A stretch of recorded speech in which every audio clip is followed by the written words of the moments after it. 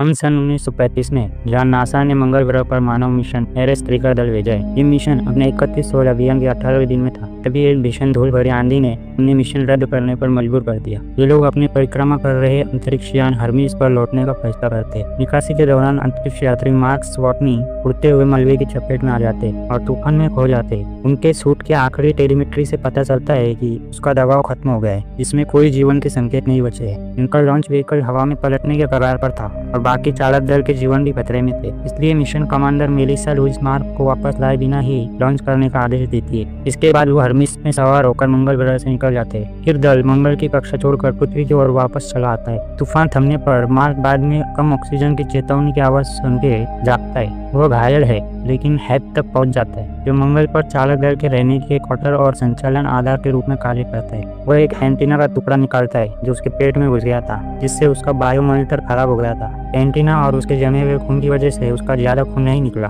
जिससे उसकी जान बच गई। वो तुरंत यह निष्कर्ष निकालता है अब उसके पास बचाव का एकमात्र मौका 4 साल बाद एरेस 4 दल के आने पर होगा। यह गणना करते हुए उसके पास सिर्फ 300 सोल्स यानी मंगल के 300 दिन तक चलने जितना खाना ही मौजूद है। उसे कुछ आलू मिलते हैं, जिसे उनके फैमिली ने थैंक्स गिविंग मील के तौर पर भेजा था। अब वो मंगल पर आलू उगाने का फैसला करता है। वो अपने और अपने साथियों की पौधी में मौजूद बैक्टीरिया और मंगल की मिट्टी से खेत बनाता है, लेकिन अब भी उसके पास सबसे इम्पोर्टेंट चीज पानी नहीं। मार्क पानी बनाने के लिए लैब के चारों तरफ एक प्लास्टिक लगा देता है और रॉकेट में बचे ईंधन से हाइड्रोजन को जलाकर पानी बनाता है। ये सब चीजें मार्क कैमरा में रिकॉर्ड करता है, ताकि अगर वो मर जाए तो बाद में आने वाले लोगों को उसके बारे में पता चल सके। मंगल के विशाल भूभाग में लंबी यात्रा करने में सक्षम बनाने के लिए एक कार्यात्मक रोवर को संशोधित करना शुरू कर देता है। अगले मंगल मिशन को 4 साल बाद शिया परेली क्रेटर में उतरना है, जो मार्क के मौजूदा स्थान से 3200 किलोमीटर दूर है। मार्क मौजूदा रोवर की बैटरी लाइफ और रेंज बढ़ाने के लिए रोवर के साथ प्रयोग करना शुरू कर देता है। ये रोवर चार्ज करने से पहले 35 किलोमीटर की यात्रा करने के लिए डिजाइन किया गया है। इस बीच मंगल मिशन के निर्देशक विंसेंट कपूर और सैटेलाइट प्लानर मिंडी पार्क मंगल की सैटेलाइट तस्वीरों की जांच करते हुए पता चलता है कि मार्क बच गया है और वे तुरंत उससे संपर्क स्थापित करने की योजना बनाने में लग जाते हैं। हर्मेस फ्लाइट के निर्देशक रिच हेंडरसन के विरोध के बावजूद नासा के निर्देशक टेडी सैंडर्स एरेस 3 के बाकी सदस्यों को मार्क के जीवित होने की खबर नहीं देने का फैसला किया, क्योंकि उनका मानना था कि इससे वे अपने बाकी मिशन पर फोकस नहीं कर पाएंगे। पृथ्वी के साथ फिर से कम्युनिकेशन करने के लिए मार्क रोवर की मदद से पाथफाइंडर प्रोब को ढूंढता है, जो 1997 से शांत पड़ा था। लैंडर के घूमने वाले स्टील कैमरे का उपयोग करके मार्क और जेपीएल टीम एक बुनियादी संचार स्थापित करते हैं, जिसकी मदद से टीम मार्क को एक हैपकोड भेजती है, जिससे मार्क अब उन्हें मैसेज भेज पा रहा था। जैसे जैसे मार्क अपनी फसल उगाना जारी रखता है, हेंडरसन और जेपीएल के निर्देशक ब्रूस एक अंतरिक्ष यान को मंगल पर भेजने का प्लान बनाते हैं, जिससे वो मार्क को खाना भिजवा सके, ताकि मार्क एरेस 4 के आने तक जीवित रह सके। जैसे ही प्रोब के लॉन्च की तारीख नजदीक आती है, सैंडर्स मार्क की स्थिति के बारे में चालक दल को बताने के लिए कहता है और उन्हें हेंडरसन के एक वीडियो संदेश में बताया जाता है कि मार्क अभी भी जिंदा है। ये सुनकर वे लोग शॉक रह जाते हैं। इधर सैंडर्स टाइम बचाने के लिए सुरक्षा निर्देशों को स्किप कर देता है, जिसकी वजह से प्रोब लिफ्ट ऑफ के तुरंत बाद फट जाता है। टीम मार्क को कम खाना खाने को कहती है, क्योंकि अब वो खाना नहीं भेज पाएंगे। ये मुसीबत यही नहीं थी कि आवाज पर एयरलॉक के विस्फोट से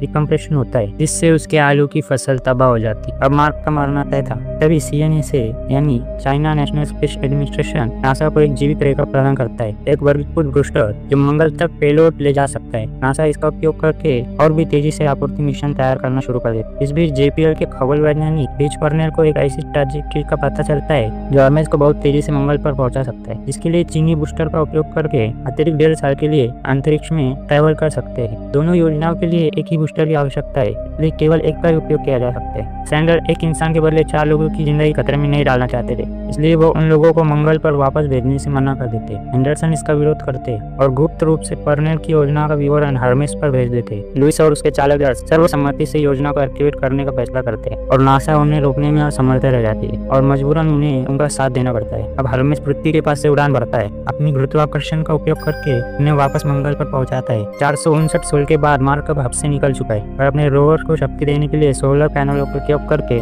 शिया परेली क्रेटर तक 3200 किलोमीटर की 90 सोल की यात्रा शुरू करता है, जहां एरेस 4 मिशन के लिए MAV यानी मार्स असेंट व्हीकल पहले उतारा गया था। हर्मेस के फ्लाईबाय से मिलने के लिए मार्क को इसके द्रव्यमान को कम करने के लिए इसमें भारी संशोधन करने पड़ते हैं, जिसमें गैर आवश्यक उपकरण हटा दिए जाते हैं। यहाँ तक कि शिप की खिड़कियां और बाहरी पैनल भी हटा दिए जाते हैं, ताकि शिप हल्का हो सके। मार्क के कटे पटे MAV में सवार होने के साथ हर्मेस चालक दल उसे दूर से लॉन्च करता है। ये मंगल से सफलतापूर्वक बच के निकलता है लेकिन नियोजित गति और दूरी पर नहीं। इसे रोकने के लिए हरमेश को अपना रास्ता बदलने के लिए अपने युद्धाभ्यास थ्रस्टर्स का उपयोग करना पड़ता है और अपनी गति को समायोजित करने के लिए स्वयं को आंतरिक वातावरण का विस्फोटक डिकम्प्रेशन करना पड़ता है। लुइस मार्क के शिप के पास जाने के लिए एक MNU का उपयोग करती है, जितना कि उसकी रस्सी उसे अनुमति दे रही, लेकिन वो उस तक नहीं पहुंच पाती है। मार्क अपने प्रेशर सूट के रास्ताने में छेद करता है और कैप्सूल से आयरन मैन की तरह उड़ जाता है। मार्क और कमांडर एक दूसरे को पकड़ लेते हैं। पूरी टीम मार्क को देखकर बहुत खुश थी। दुनिया भर में भीड़ इस खबर का जश्न मनाती है। पृथ्वी पर लौटने के बाद मार्क अपने नए जीवन का पहला दिन शुरू करता है। नए उम्मीदवारों के अंतरिक्ष यात्री प्रशिक्षण कार्यक्रम में एक जीवित रहने वाले प्रशिक्षक के रूप में कार्य करता है, जिसमें समस्या समाधान और रचनात्मक इंजीनियरिंग में अपने स्वयं के अनुभवों के बारे में बताता है। वर्षों बाद LS-5 मिशन के लॉन्च के अवसर पर मार्क के बचाव में शामिल लोग अपने जीवन में लौट आए